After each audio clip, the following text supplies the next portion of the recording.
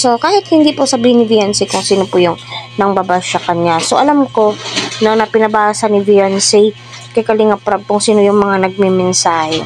Ayaw po nilang pangalanan kasi nga po, may respeto po sila. Pero yung iba dito, no, yung iba is nasa edad na 30 pataas. Mamomonitor po natin yan. Sila po yung magaling mag-bash, magaling mangmura, na akala mong napaka-perfecto. No, bagkos kung ayaw niyo pong suportahan si Viancy at saka si Edu, please lang huwag po tayong magsalita ng ikaka-depress ng isang tao kasi kita naman po natin, no, na emotional si Viancy. My God, yung iyak niya, no, na grabe, nasasaktan po talaga siya. Hindi po natin alam kung ano po yung maidudulot ng pagmumura po natin sa social media, although naka-private po yan, pero nakatatak na po yan sa puso't isipan po niya. No, sinabi nga po ni Viancy past na tinutulungan ni Kalinga Prab. Sinabi nga po ni Kalinga Prab doon na huwag magpa-apekto sa basher. Yes, totoo po yan. Huwag po tayong magpa-apekto sa mga basher.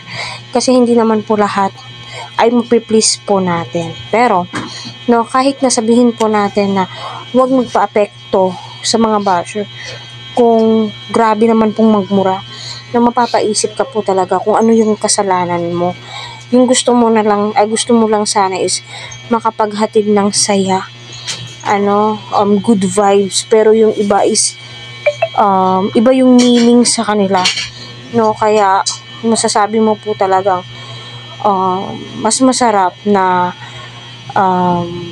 kaya marami ang nagsihinto kasi yung pangbabash, no, kapag sikat na pala, may mga kontrabida po talaga napapasok bigla, no, sisirain yung gustong mangyari, no, yung magandang nasimulan is mawawala ng bigla, kasi mas kinain po siya ng depresyon, no, kasi sa mga pinagsasabing hindi maganda, no.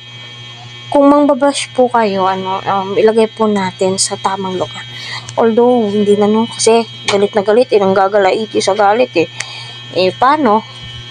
No, mas bagay po sila. No, mas nakakakilig sila, di ba?